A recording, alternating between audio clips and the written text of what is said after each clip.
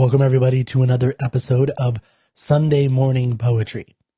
Today we are going to start a very difficult and I hope enjoyable process of going through the 5 Lucy poems by Wordsworth. Now, the Lucy poems, I'll tell you, and let me show you, I'm going to just show you, I'm not going to read them, of course, now. The reason I think it's helpful to go through all 5 of these poems is because they're worthy of study outside of what I'm going to tell you to help you understand Wordsworth and poetry, what poetry does, what a poet does, and the role of art in our lives, which is one of the important things that I think Romanticism really emphasizes.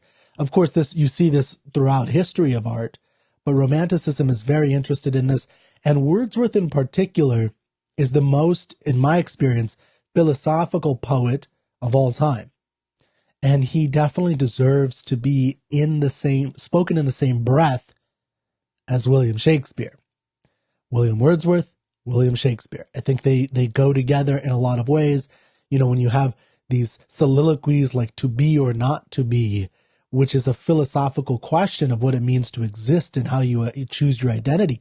And this, you know, when you have this malignant, motiveless malignancy that has become this epic villain, Iago, in the play Othello, which was by Ayn Rand's terminology, and Leonard Peikoff, who was her heir, talked about as actually the best way to understand him is a character who hates the good for being the good. And all of that is a philosophical, moral understanding of these characters. And, of course, the language that Shakespeare uses, which he's in a sense creating the language that we now use today, although this is 500 years removed. Wordsworth is in the same vein, moving in the same direction and doing the same kind of things. And I think the only reason we don't put them in the same vein is because Wordsworth, for whatever personal or other problems that may have interlaid, been a part of the initial romantic movement and some improper premises that I think Ayn Rand fixes in the 20th century, and that made it so it was very difficult for all the English romantic writers to write in drama. Many of them tried to write drama, and it often flopped for a variety of reasons. The era it was in partly had something to do with it, but also their own premises and the difficulties they had in solidifying these characters as real as they would like to, while also uplifting. But in the poetry, there's a lot going on, and I think they succeed in this. And I think that's the reason why Wordsworth, and again, you see this with all the poets, Keats, for instance, very much wants to write drama, and he wants to write great drama, and he attempts it, but he never really succeeds. And this is true of all the romantics, of all the classic romantics of this era, I should say. Of course, in French and German romantics, there are great romantic writers of drama. Particularly, the French romantic movement actually begins in drama. It's Victor Hugo with plays like Hernani that are very uplifting and very romantic, and in their own sense, and that we can try and explore in another time. But today, and for the time being, we're exploring Wordsworth. Now, one of the things I wanted to get into with this set of poems, so I hope you'll stick around, because we're going to dig a little bit deeper than I think we normally do, not just in the poem, but trying to understand what Wordsworth's purpose was, what he was trying to get at, what he views as the role of poetry in our lives, and why we so desperately need it. So I'm going to kind of flesh out a quick little argument here that I have of one reason why great poetry is so useful to us.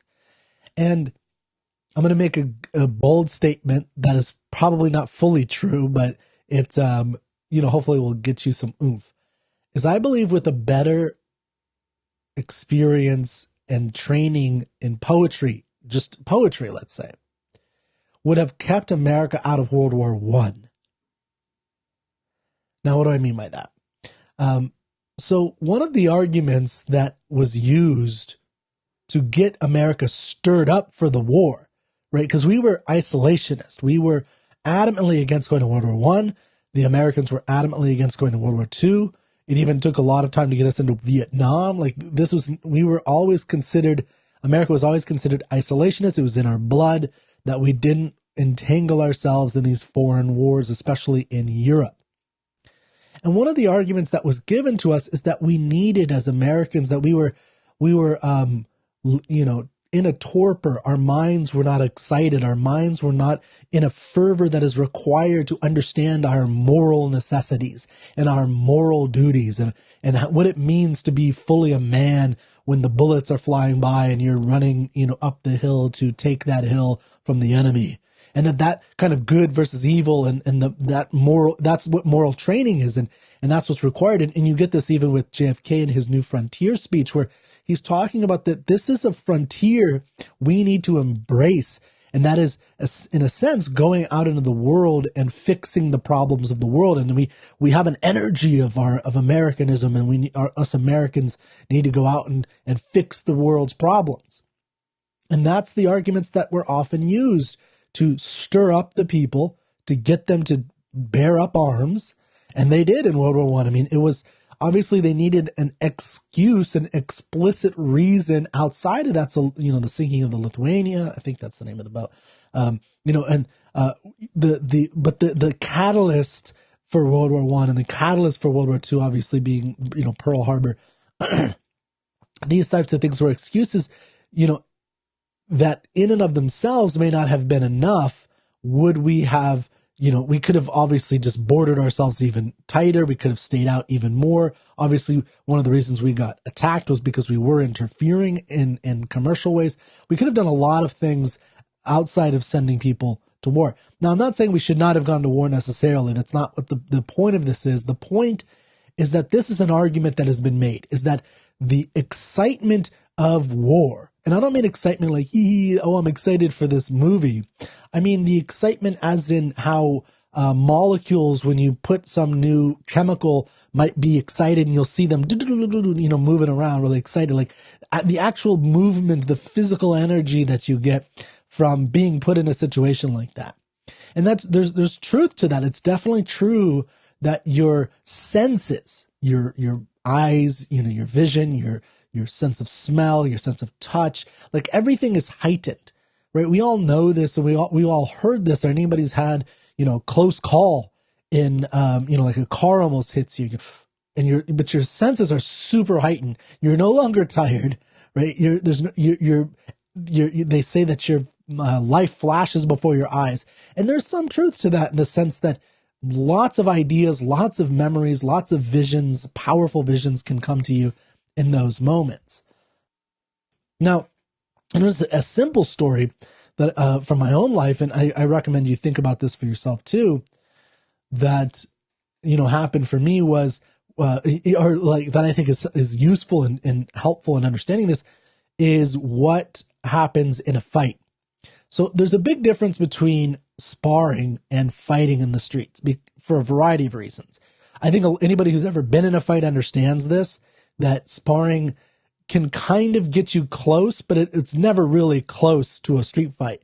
And one reason is that it's just so unpredictable, right? In a sparring situation, even if you hate the guy, like if it's a fight, like if it's a pay-per-view fight and the two people hate each other, there's still rules, there's predictability, there's people, ready to pull you off.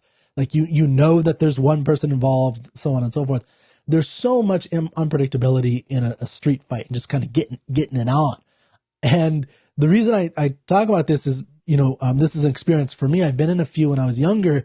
And one time I remember particularly, and this is relevant to what excitement does. And trust me, this will be relevant to the poetry we're going to be exploring with Wordsworth here. So what happened was, it doesn't really matter, but it was me and a couple friends. And then, we ran into these guys that we, had a beef with for whatever reason. And we just kind of started fighting. And I just remember, one, how utterly focused I was. Like I was so intensely like in what this person in front of me was doing.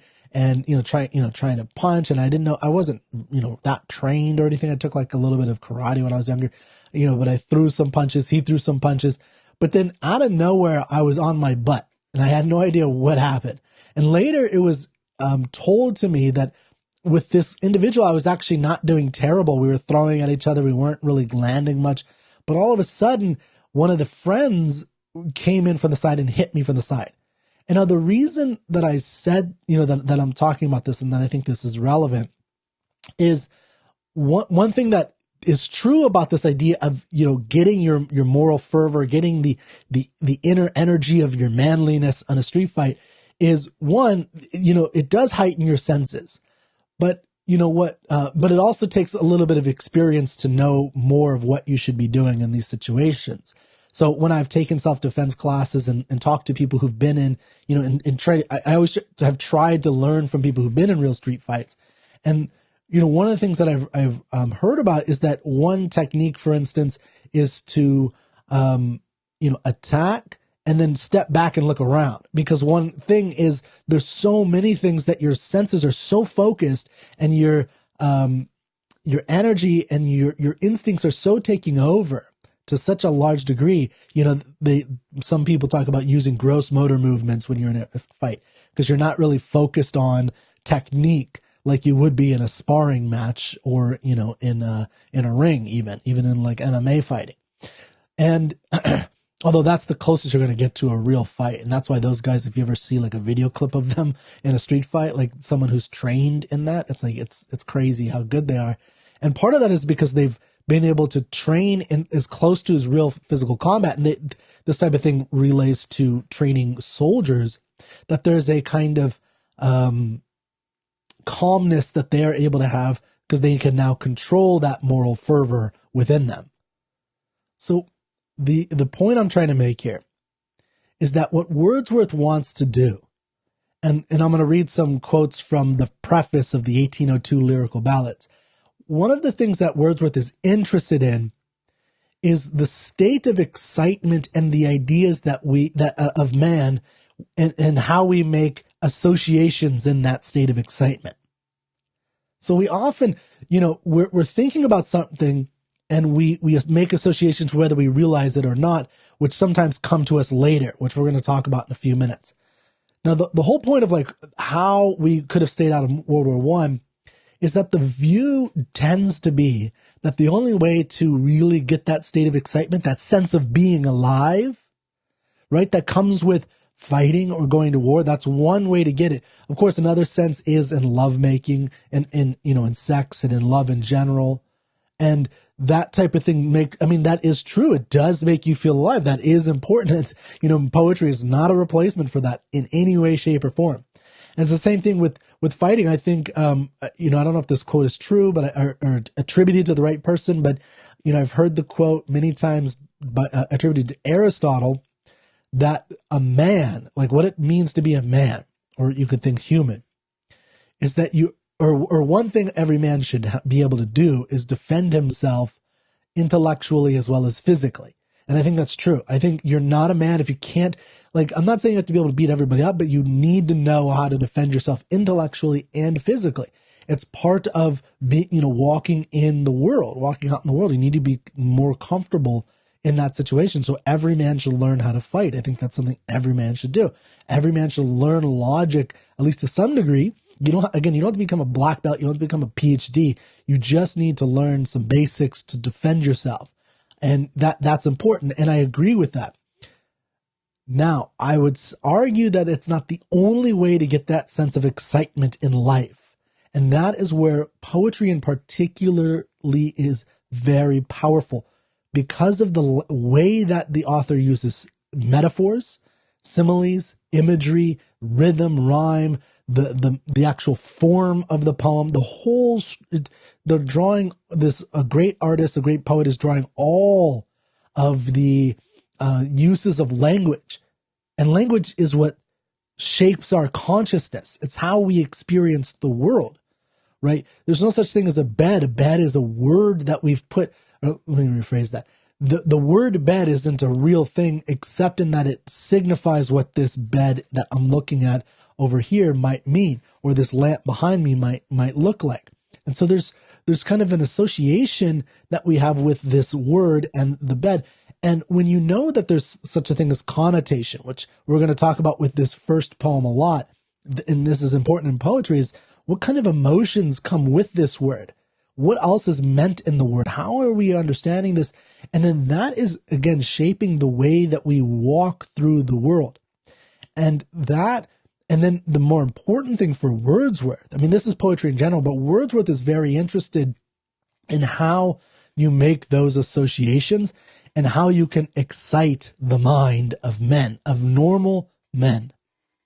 So I'm going to read a little passage from the preface. This is in the Oxford version of Wordsworth Lyrical Ballads. I recommend this book very highly. It is the 1798 and the 1802 versions. So it has, there are multiple versions back in the 1800s that they published, and they kind of changed around once in a while, but these are the two main versions that were published as far as I understand it. So here's what he's talking. Here's a little thing that I think will help. And he's doing something. Remember, this is dramatically different than what was happening before. He put this in the first 1798 version, in the introduction there, or what he called the advertisement. He said that they were doing some experiments, and it's really important to understand that this is so radically different. It doesn't seem that radical to us today because we're now living in a Wordsworthian kind of language world that has been impacted by him for centuries. So he's saying the principal object then, which I proposed to myself in these poems, was to choose incidents and situations from common life, and to relate or describe them throughout, as far as was possible, in a selection of language really used by men, and at the same time to throw over them a certain coloring of imagination, whereby ordinary things should be presented to the mind in an unusual way, and further and above all to make these incidents and situations interesting by tracing in them truly, though not ostentatiously, the primary laws of our nature. Chiefly, as far as regards the manner in which we associate ideas in a state of excitement. So this is what he's really interested in, is associating these ideas that we have in a state of excitement. So he has poems like The Mad Mother or The Idiot Boy, which he kind of traces what is the maternal passion. And he doesn't do this just in a normal, mothers feel this way and they cook for their kids and they hug them, blah, blah. It's, no, what does this woman who seems insane, she's been ostracized from her husband and from society. She has this baby, suckling on her nipple, and she's just she looks mad. Her hair is insane. Because she's been ostracized and she has nothing left, and yet she's still trying to bring, protection to this infant. And The Idiot Boy is very similar. She, on a very simple errand, although her friend, the mother's friend, is sick and possibly dying, and she sends, this idiot boy, her child, who is kind of an idiot or, retarded essentially, and she sends him on a horse to the doctor, and he never comes back, and she's freaking out, and it's like this incident that is, heightening the sense of what it means to be a mother, and that's what he's taking. But at the same time, it's somewhat of an everyday incident, and those two are examples of more extreme passion. Sometimes he'll do things that are just more everyday examples, like, a boy delivered this letter that I gave to my sister on Westminster Bridge, or, views of Tintern Abbey. And it's just like this abbey that he sees and he just writes about it. And that's one of his most profound poems, actually. And in these Lucy poems, he's talking about something that is an everyday occurrence in a certain sense, although it's not everyday for us, but it's a commonplace occurrence in the sense that we all deal with life and death, whether we want to or not. In his time, it was much more prevalent. In just a few years after writing this, he loses his brother to dying. He's going to lose a kid. These maybe more than one kid, actually, I have to remember. Life and death, though, at this era is, and death in particular, is much more something that people have to deal with, but it's part of our own life too, whether we want to face it or not, or evade it. So that's a big part of what he's interested in, is the, a certain coloring of imagination and the excitement and how we associate ideas in a state of excitement. Now, the other flip side of this, and understanding why this is important, is that this is the stuff of poets, that the association of ideas in a state of excitement is the stuff of poets, because it's the stuff of metaphor. And the other thing that we're getting, and if you listen to my other Sunday morning poetries where I was doing 2 April mornings, I did Nutting, I did The Fountain, which were all by Wordsworth, and we talked about his, especially in the 2 April mornings, about metaphor as such, which is something that he's very interested in. And, I have argued many times that there are many methods of thinking, of actually the process of going through ideas. And metaphor, analogy, simile is one critical. In other words, relating different things and finding the one and the many, or finding what is similar in them, or what is dissimilar in things that look similar, right? So what is the same about this April morning as this April morning 50 years ago? And, how do they play together? Or what's the same in this girl versus that girl that he had? And what is different about them? What is the same? Things of that nature. And that's something that we should be doing on a regular basis. But also, how is a city, if you're on a hill, this is something from, I believe, Madame Bovary, where he's on a hill and the girl is on a hill and she looks down at the city, and it's, looks like a girl sleeping on her side. And that image is very powerful in helping us understand, the thoughts in the mind of the reader, or of the girl in that situation, as well as, seeing that city more clearly, like to see it as the city on a hill as the silhouette of a girl, or of a sleeping girl on her side. Like you can visualize a girl, with her hip going on like this, and it goes down, and her head there, and it's, her hair is on her side. Like you can see that on the hill, and then you see that as that's what the city looks like from afar at dusk. Well, that's a very powerful image. You can see like a giant woman sitting there, and then you can see that, there's actually a town there. And then that also, gives you an idea of like I said, the association of what's going on in the character's mind, or, in the author's mind, if it's not done in the sense of, dialogue or internal monologue. But this is how you should be thinking. You should look at the world and start to think, how are these things related? I mean, it's always baffling to me how people can, and I've seen this of guys and girls, it doesn't matter, how people can date the same type of person and not notice it's like, that's the same person you've dated 5 times over the last 7 years. Like, how do you not see this?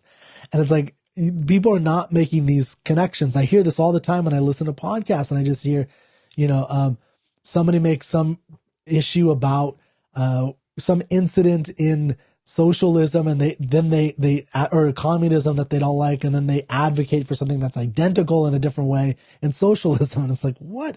And this drove Ayn Rand crazy when it came to politics. It's like, you're advocating for socialist ideas, and then you're saying that you're against communist ideas. Like, do you not understand that they're the same thing, the two sides of the same coin?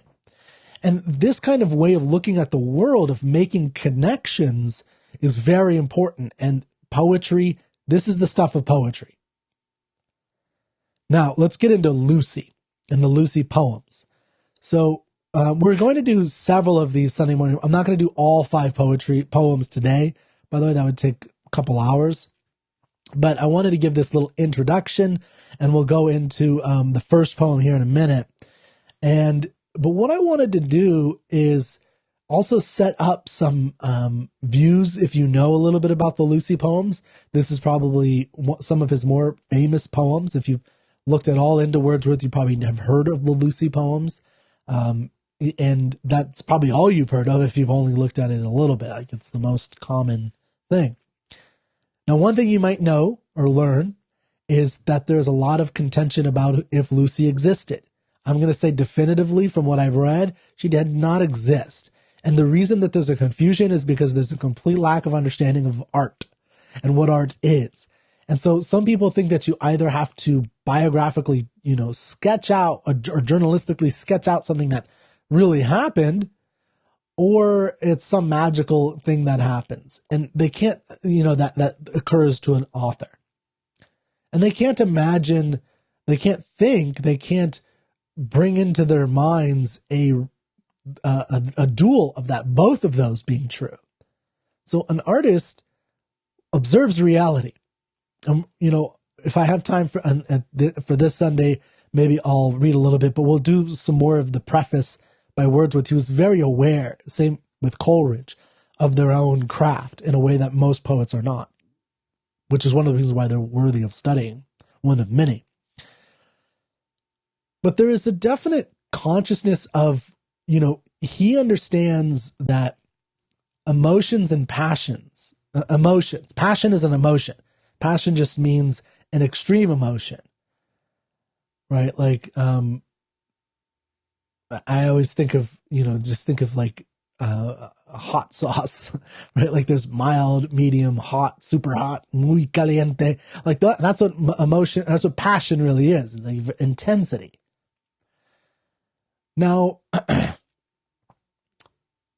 Wordsworth is aware that emotion is the byproduct of thought or observation. And so for him, when he's looking at what he called in the preface, low and rustic life, which is where he gets, the ordinary life I was talking about earlier, he believes that it's not found in ivory towers. It's not found in castles. It's not found in the mansions of the rich. It's not found in these areas of the highly educated, cultured individuals. Instead, it's found in the everyday man working the street, working the farm and owning cattle and things of that nature, and sheep, the shepherd, like that. That's some of his interest, is that not ordinariness in the sense of ordinariness, for the sake of it, but in the sense of elevating it and finding what the universality is in all of it. And when an artist observes and watches, and then, like I said, integrates these things and says, oh, that person has the same thing as this person. What do they all have in common? And yes, they do observe real people in reality. It's not out of nowhere, right? Like, so Lucy is very likely, he's met people, he's met women, he's looked at women out in the world, he knows of them, he has a sister, like, and he has, he's probably met on his, he's somewhat wealthy, met or wealthier than some peasants. He probably has certainly seen peasants and peasant women, and he's read stories of them too. And so what he's doing is combining all that. So there was not a real Lucy. And, one example I saw, it was not his daughter. It was not, who came later and who died later. And it wasn't, it wasn't his sister. It wasn't his neighbor. It wasn't one story I read. Someone was suggesting that he killed this woman. And these are the poems that come out of that he's worried, there's guilt in there and things of that nature. And another half-cocked, half-brained, example or story I read was that he wanted to go, he wrote these in 1799, 98, 99, 1800. And when he was in Germany, and so was Coleridge. Coleridge was in another part of Germany studying the German language and German literature. And Coleridge was isolated and, he didn't speak the language. He was with his sister. And some people suggest that Wordsworth fantasized about the death of his sister because he was obligated to take care of her financially, because he was the son, the man of the family. So he had to, take care of her financially and, stay with her, which, so there was a kind of fantasy between life and death, and Lucy was her, so on and so forth. And I think, what his inner feelings are is impossible and really irrelevant, in terms of the poem. Although, if there are journals that poets write, it's nice to read that. But what's more important here isn't that aspect of what, of what he was feeling, but it's that all those women that he knew, it's true that they're in Lucy. just because that's what an author does. That's what a writer does. That's what an artist does. Is they look at the similarities and they take out little observations. And really, he's making something completely universal based on all of his observations about life and death, about the relationship of the woman, and so on and so forth. This is what the imagination can do. Imagination, not in terms of, something always having to be exaggerated and not real, but in unity of our senses.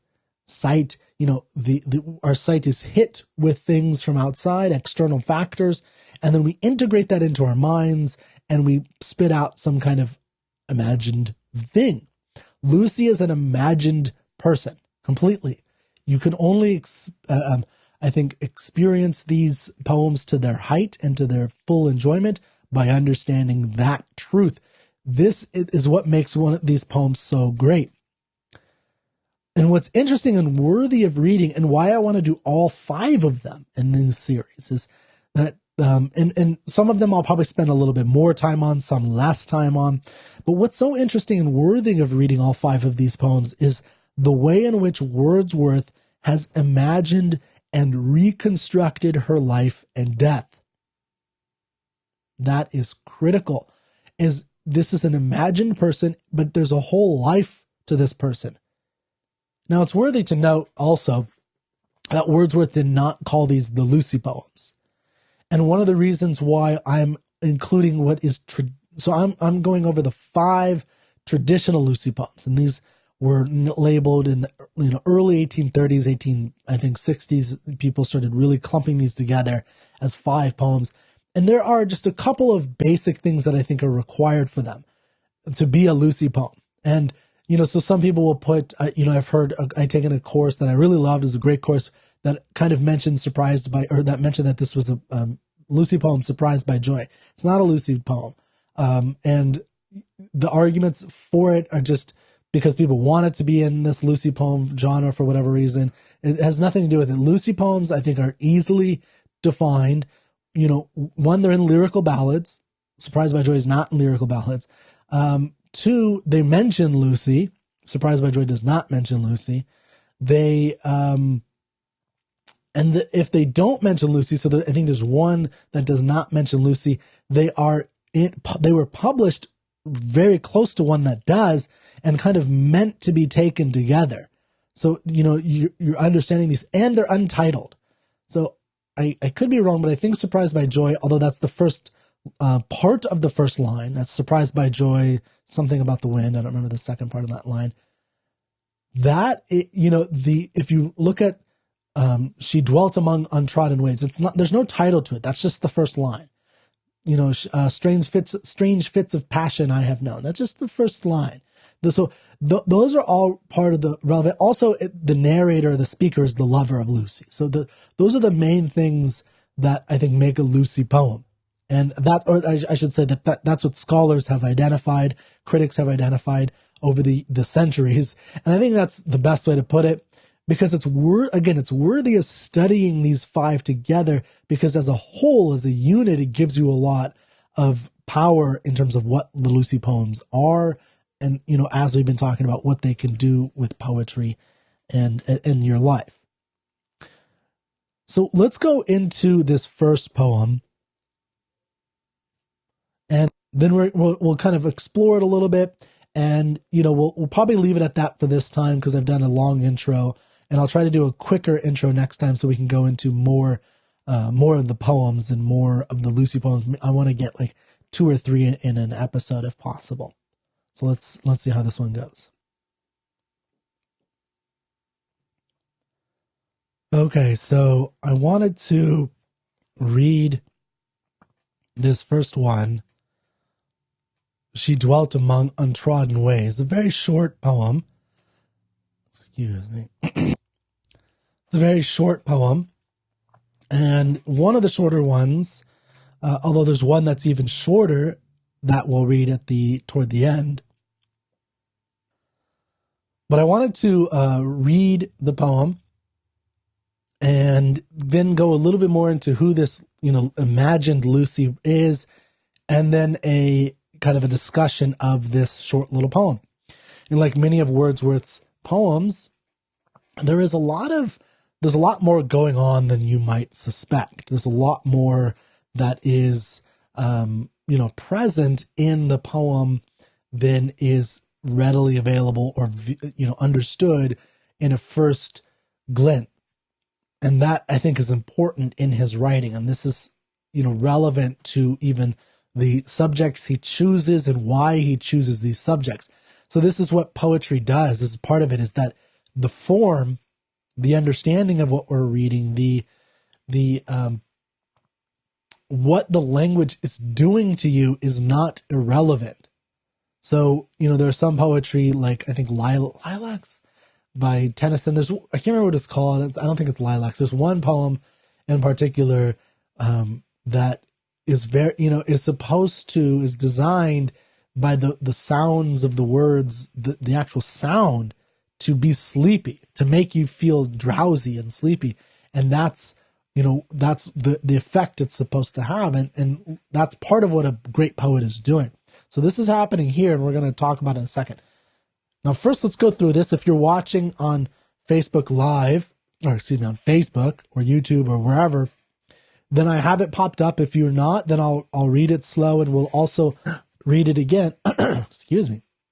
I'll read lines of it again in just a second. But I recommend, if possible, reading along with me. It helps. Okay. She dwelt among the untrodden ways, beside the springs of Dove, a maid whom there were none to praise, and very few to love. A violet by a mossy stone, half hidden from the eye, fair as a star when only one is shining in the sky. She lived unknown, and few could know when Lucy ceased to be. But she is in her grave, and oh, the difference to me. Now, I wanted to read a little, just to show you slight changes. So this is a changed version than the one that I initially read in the 1802 Lyrical Ballads. And, I don't think it makes a huge difference, but sometimes it does help when there are multiple published versions. So this is a version that was actually published by the author. And let's see if I can find this anytime soon.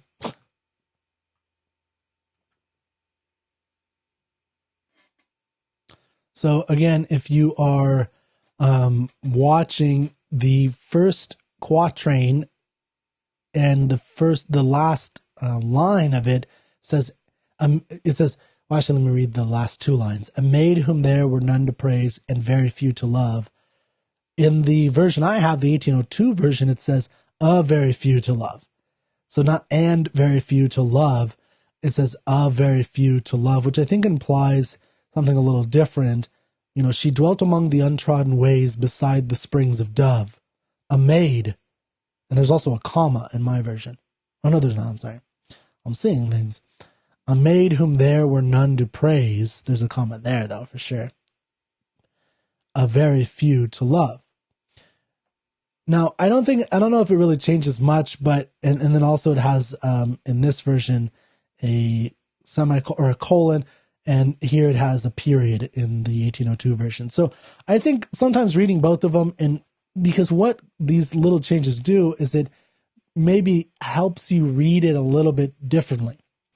And what I was mentioning before about how the form really informs the poem and helps you comprehend or bring together them, is that is really, really relevant to the Lucy poems in particular.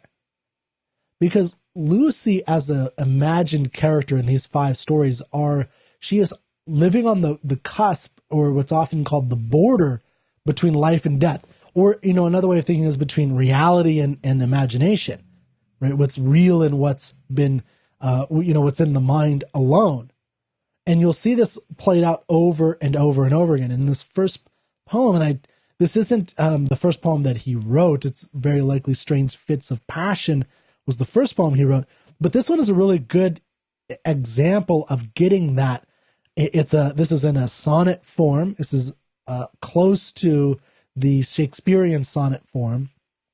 Although it's kind of looks like his Wordsworth's own kind of version of that, which has a very simple structure to it. It conveys a certain idea behind it. And there is a kind of paradox that is presented and then sort of brought to bear at the end. The difference is that the paradox is revealed or unveiled or unraveled at the end here in a way that's different than how Shakespeare often would do it. And in this case, it's much more personal to the speaker, which is part of what I think makes these romantic. So Lucy poems often play with the margin of reality, of our thoughts, of life and death. And the poem's meaning, the poem uses very simple language, and yet it kind of shimmers in our mind in an like we're not fully sure. It's not super clear in the way that, a paragraph from a newspaper would be extremely clear. This woman died the other day. This woman, Lucy, she was 22 years old. She died out in a grove. No one knew of it except her one boyfriend who visited her once every month. That's what's going on there. That's a simple paragraph that you might read in the obituary or something. Very simple to understand. This uses, the language is not that much different here in terms of the language I just used.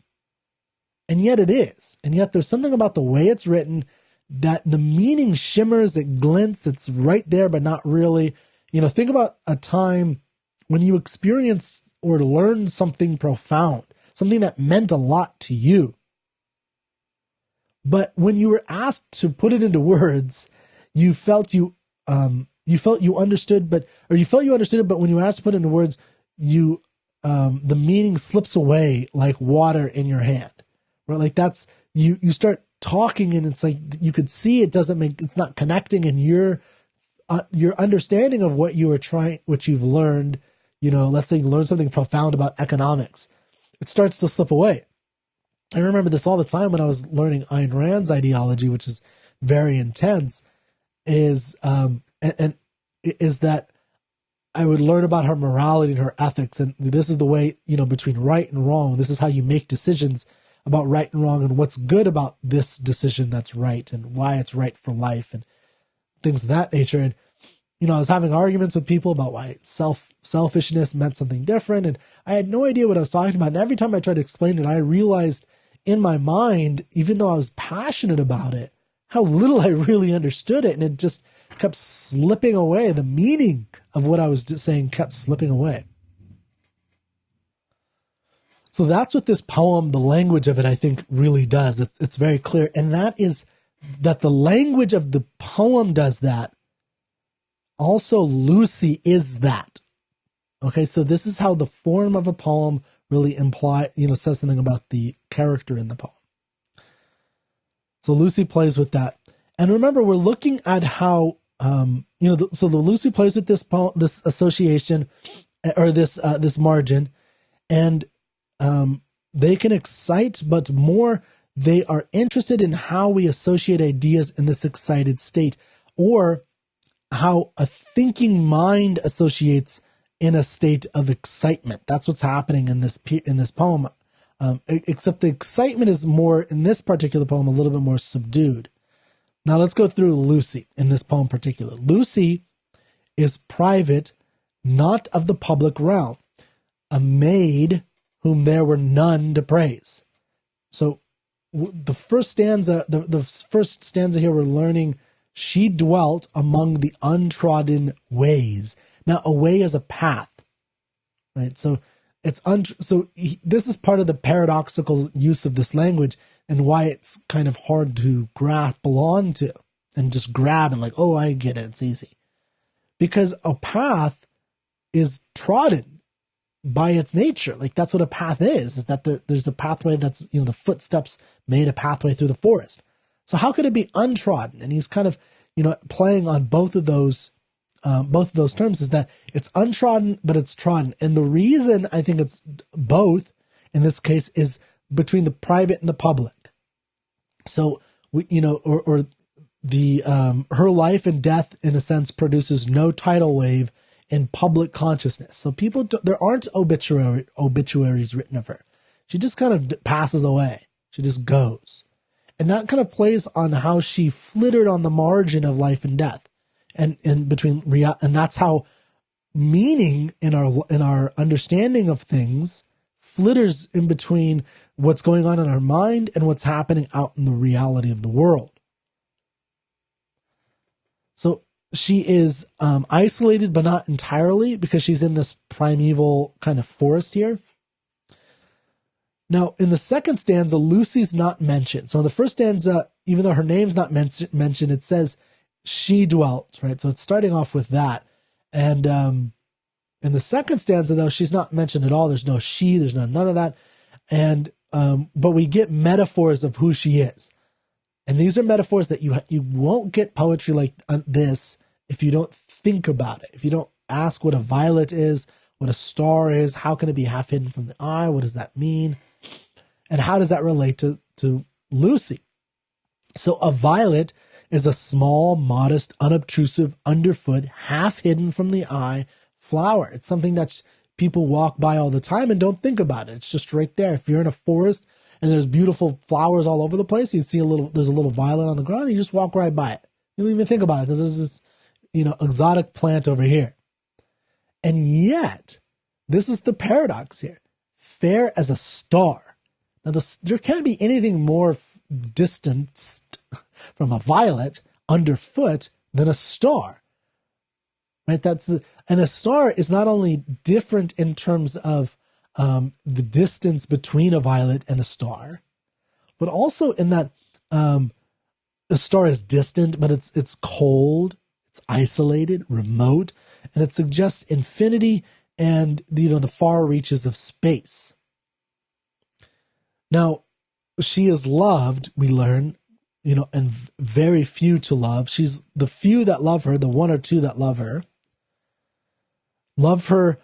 for her commonness and equally for her remoteness. So she's not, part of what I think is loved by her is that she is common like a violet on the ground, but she's also distant and removed like a star.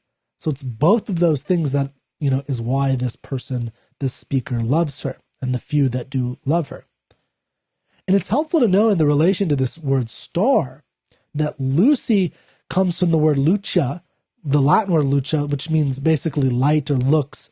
And it's, you can think of the name Lucy as light bearer. And that's kind of what she is, although she's common. And remember we talked about earlier about how Wordsworth believes that these association of ideas in a state of excitement are particularly true among common and the low and rustic commoners, as he thinks of them.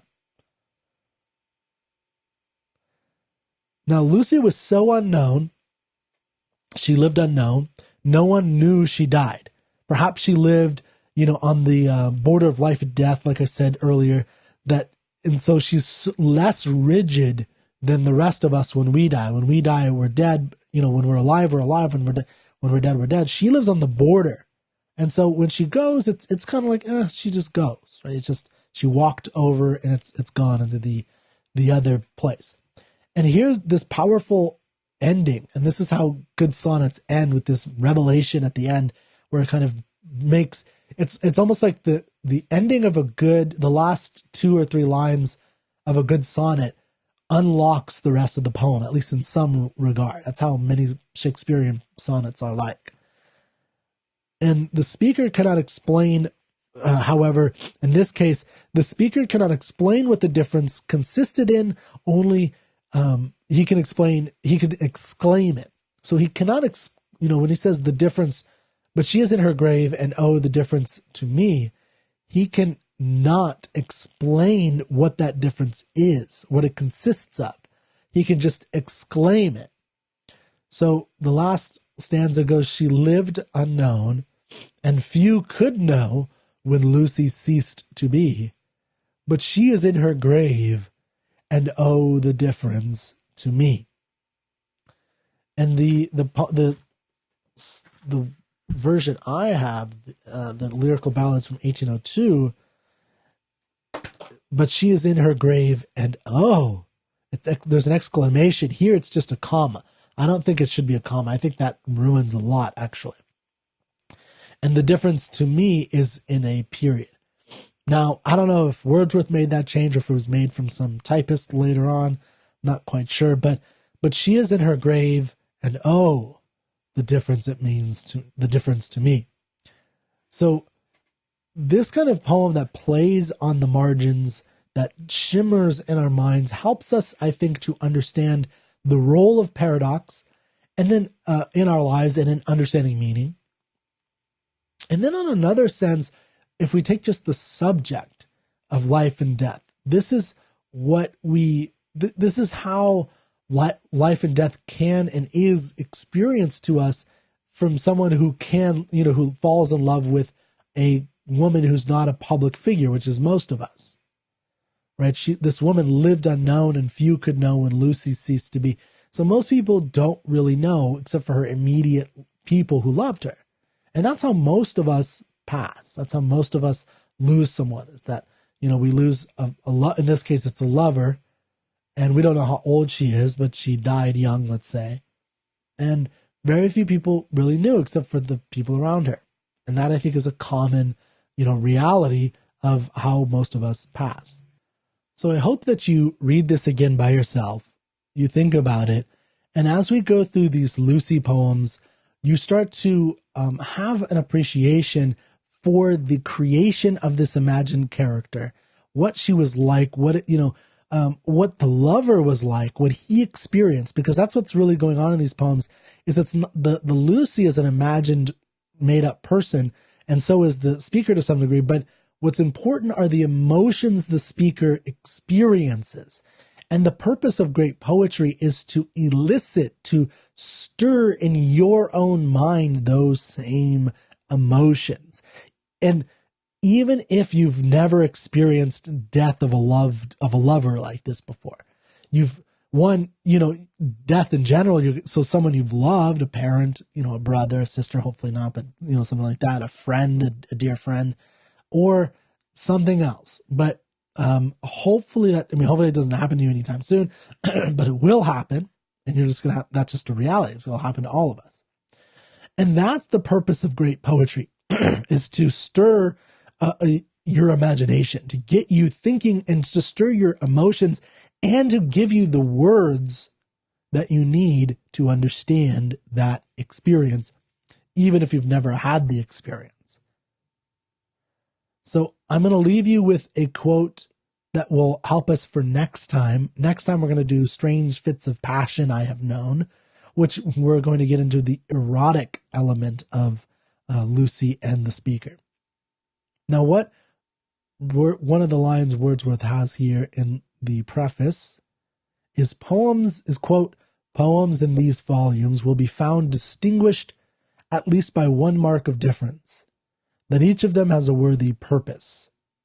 Not that I mean to say that I always began to write with a distinct purpose formally conceived, but I believe that my habits of meditation have so informed my feelings as that my descriptions of such objects as strongly excite those feelings will be found to carry along with them a purpose." Now, anybody who's read Ayn Rand, especially the Objectivist Ethics, and what she has to say about where emotions come from and how they're developed. She also does, Philosophy Who Needs It, and a variety of other places she talks about emotions and where they come from. Something that a lot of people don't seem to take seriously these days. I think this is what makes her romantic in her literature, in what she wrote literarily, and why so many people have a difficulty with her, or one reason why so many people have a difficulty with her. But it's not just her. There's a lot of people who've written this. Here's some evidence, and we're going to talk about that next time. So stay tuned, or tune in next time, next Sunday, for Strange Fits of Passion I Have Known.